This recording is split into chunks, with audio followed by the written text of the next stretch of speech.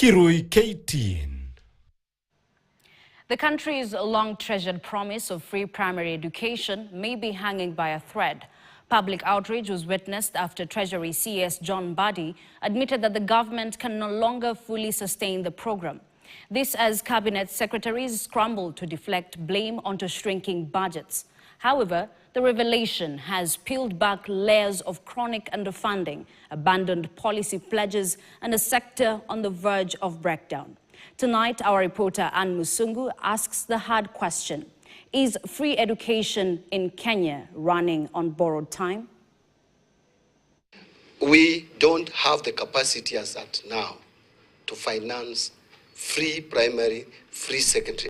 Public outrage erupted following the Treasury CS John Mbadi's admission that the government cannot fully sustain free education. However, soon after, the Education Ministry rushed to defend itself, shifting blame to the year's budget allocations. On the amount that was budgeted for, when that amount is released and distributed among the number of students that we have, it comes down to 16,900. A deeper probe into the Ministry of Education reveals its hand in the steady decline of free education.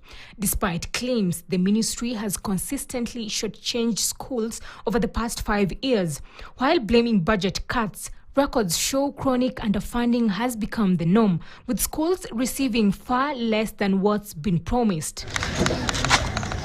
Over the past 5 years, schools have received far less capitation than the promised 22,244 shillings per student. Instead of the full 22,244 capitation per pupil, schools receive about 17,000, and from that, 2,500 is withheld, and another 5,000 is redirected to infrastructure, leaving about 10,475 shillings per learner to keep the system running.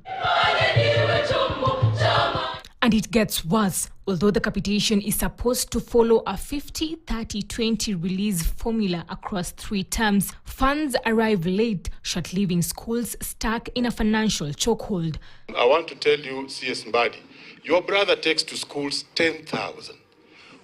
Already it's small. Why are you deducting money for infrastructure 5,000? You know, I have all the notes here.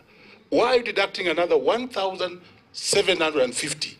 So that even from the 16, what is going to school is 10. Take this term for example. Schools were expecting 6,673 shillings per student in capitation.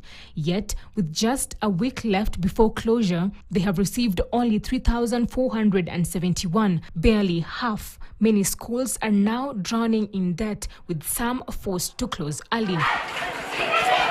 Amid the chaos, leaders continue to assure the public that free primary education will be protected, even as cracks in the foundation grow wider. But with the money tight and the trust thinning, the big question remains: can the government keep its promise, or is free education on borrowed time? Ann Musungu, KTN, Nairobi. Now tonight, there is a stark reality check for school heads as experts